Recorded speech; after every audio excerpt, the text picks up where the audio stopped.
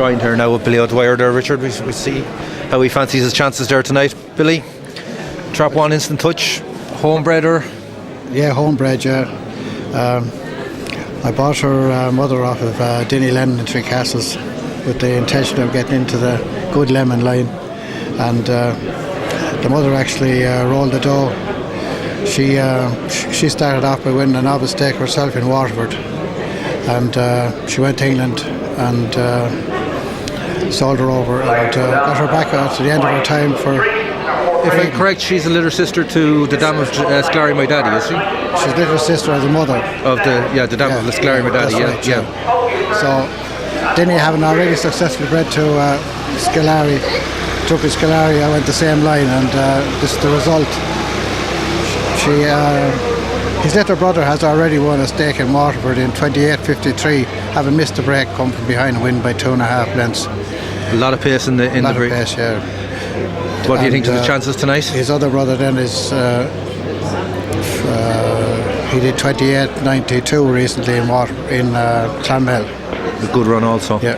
And this Instant Touches chances tonight? Well, I'd be delighted with the draw and hoping for enough luck to be successful. He hasn't had much luck up to now, really. The draw. Well, I think he's been lucky to be where he is. Yeah. He is, you know. Will he stay strong, Richard? I think he will. I would be expecting him after this that he gets up to at least get the 550 anyway. Yeah, that's one thing on. I thought Sklary Madadi was lacking a small bit, it was the staying power. This fella should say. I don't see these particular this particular litter seem to be all staying. Like his comrade in Waterford has already won over 550.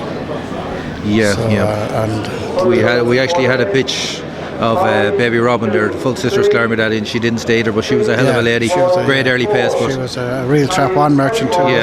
They love the rails, and this fella loves the rails also. True. What do you need to go? I know it's a tough race. There's no two ways. You need a lot of luck here tonight. Well, you need a lot of luck no matter what final it is anyway. Exactly. That's about it. The lucky stone is going to be the winner. That's about it. Well, that's the way it is always, isn't it? I'm completely happy with the draw. So I couldn't ask for any more.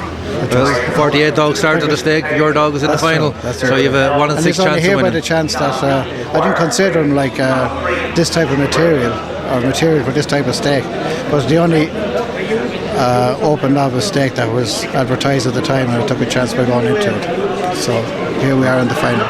That's grand. Thanks a lot, Billy. Cheers, and the best of luck tonight. We're having a look here now at race 5, Richard. What's the view here, Jim? The Champions Play final. It looks a straight match between 5 and 6, but again, Bandicoot Henry, repeat maiden of Bandicoot Pokey, the English Derby winner. Trap 2 Flag Honour, I thought ran a very good race last week. No good for Gary Pup, Droopy's Oaks. The reserve, Sham Squire. Well, again, he has a good chance. He's after getting into it. So once you're in it, you have a chance to win it. 5 and 6, I think, is a straight one. With preference going for? I personally preferred how the 5 dog ran last week. Whiteford Lock. Yeah, and he showed it. He got stopped on the first bend, stopped on the second bend, showed an amazing bullet pace down the back straight, and came home to win by 2 lengths in 29.18. Tell us a little bit about his pedigree there, Joe. I wouldn't be the man to tell you about that, but we'd like to bring in the Lar. Any particular views in this race? Well, I'd be slightly biased, Jim. I'd be looking at both the 2 and the 5 there by Gary, no boot for Gary, who I'll stand at stud. The breeding at the 5 would be very interesting. He's out of Whiteford Pride. Whiteford Pride is the dam of Fat Boy's Nodrog, but it actually is a coursing line that goes back. Whiteford Pride is out of a bitch called How You Like, and How You Like is, I think, a full sister to the coursing sire Tullamore. I think we need a bit of coursing blood in some of our lines at the moment to put a bit of pace back in them. I'd also like the 6 dog will have a chance. He'd stay wide. He should avoid any trouble. The 2 dog ran very well last week. He's out of a bitch called, he's by Gary again, out of a bitch called Droopy's Oaks. But Droopy's Oaks' little sister won an English Oaks, so she's well bred as well. I think it's a very good race. You can throw in the 2, 5 and 6, and you cannot forget the Bandicoot dog in trap 1. He's from a repeat mate and to produce a Derby winner. So potentially, I think it's a very decent race. It looks a very decent. It's to be honest, when we started off the stake, I thought the 5 dog, 6 dog probably as well would have at least made to the semi-finals, if not the final. The 1 dog again looked the part on paper. Hasn't really shown it in his races to yet. No, he was well beaten the last night by Whiteford Paul there. He's beaten 6 lengths. He got a lot of trouble in his first race behind Kingsmill Messi. He hasn't really shown it since, but trap 1 there, he might stand a chance. In my opinion, I think 5 or 6, whichever of them gets to the front, will win. I think there's not a lot between them on sectionals to the bend between 5 and 6. Given the inside advantage if he traps, I think 5 will take the bend. The other dog that caught the eye there last week was the 2 dog, Flag Honor. Wasn't expecting much from him in that semi-final, but he ran well above. He has good trails on his card, but he ran very well also. Yeah, no, the look forward. I think it's between the 4. I'm leaving out, maybe wrongly leaving out 3 and 4, but I think I don't think the betting will reflect the actual closeness of this race. Any personal views, Richard? Have you listening to Lara's professional side? Yeah, my professional view is not to listen to Lara based on one race's experience where he pitched in with a very confident view, it drifted to 40-1 and it ran like a 40-1 shot. So yeah, I'd say if we take everything Lara said in the last 5 minutes and bin it, we should be fairly close to picking up the winner of this contest, Jim. That's my view anyway, and I'm unbeaten tonight. So. You're sticking to that one anyway. Well, yeah, I think the 100% record is a fairly admirable return from a night. What's your view? Still on Whiteford? I think trap 5 Whiteford Lock. Yeah, I was very impressed with him last week. Betting coming here, Jim. What have we got? In trap 1, Bandicoot Henry is 3-1. 2 Flag Honor 3-1. 3 Holiday Edge 8-1, or Sham Squire 8-1. 4 Skehan's Bullet 5-1. Trap 5 Whiteford Lock, the even money favourite, and trap 6 Whiteford Paul 6-4.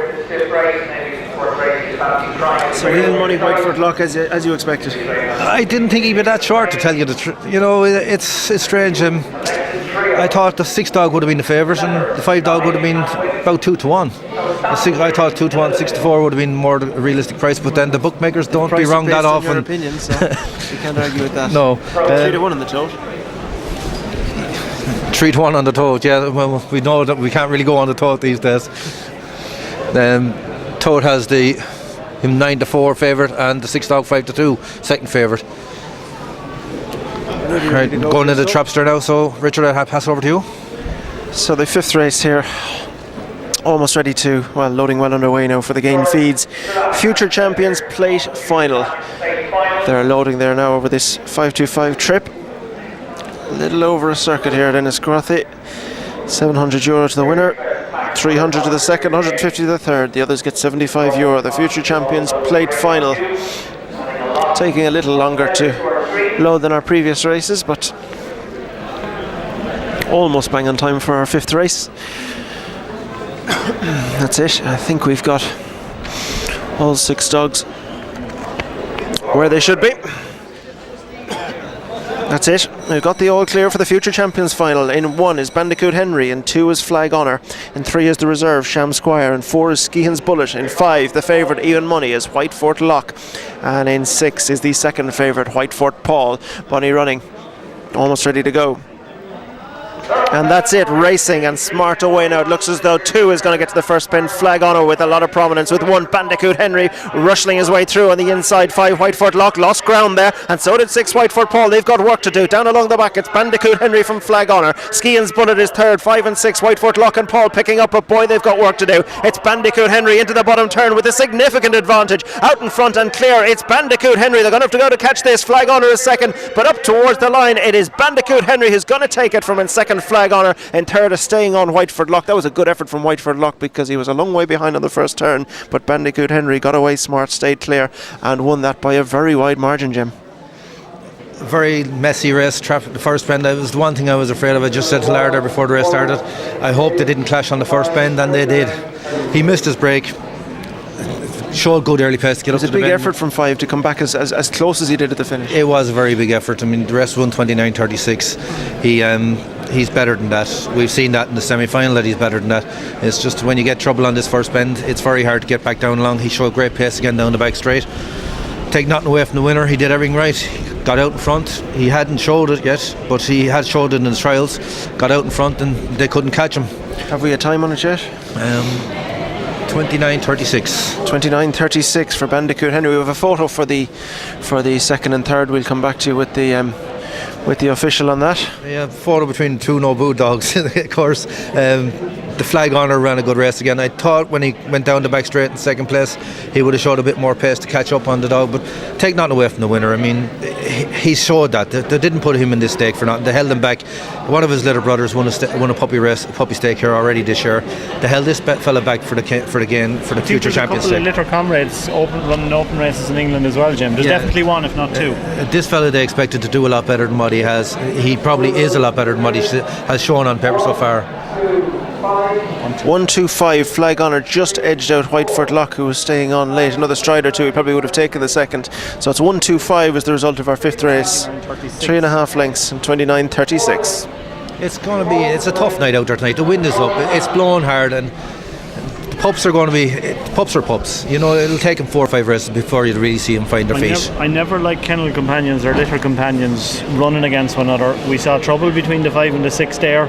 Who's to say you won't see trouble in the next race in the final between 3 and 4? Why would litter companions be any different going into a turn than any other two dogs? It's called Murphy's Law, Richard. No, you don't believe in Murphy's Law. 9 times out of 10 they usually get in each other's way. It has happened so many times. There must be some logical reason why two dogs who are kennelled together, when they're in trap side by side, collide. Well, we have 2 dogs here. They're kennel companions. They both have the very same sections up.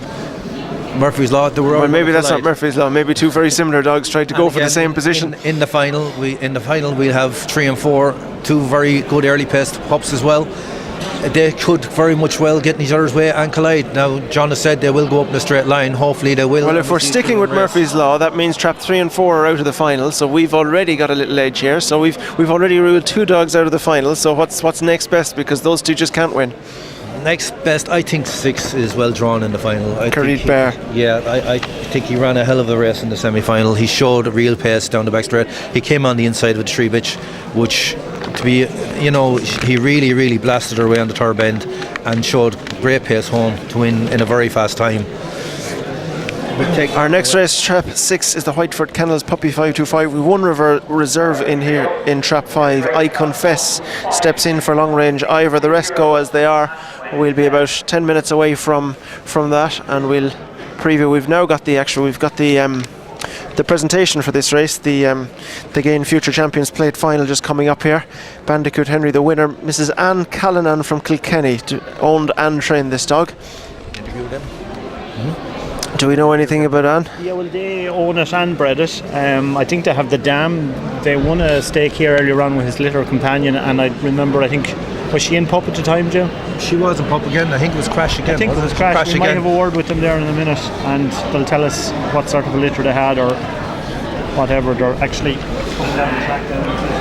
Well, we'll keep an eye here on the presentation, and we'll come back to you. We might hopefully get an interview with the winning connections there, Bandicoot Henry, and we'll be back to you, as I say, in about 10 minutes for our next race.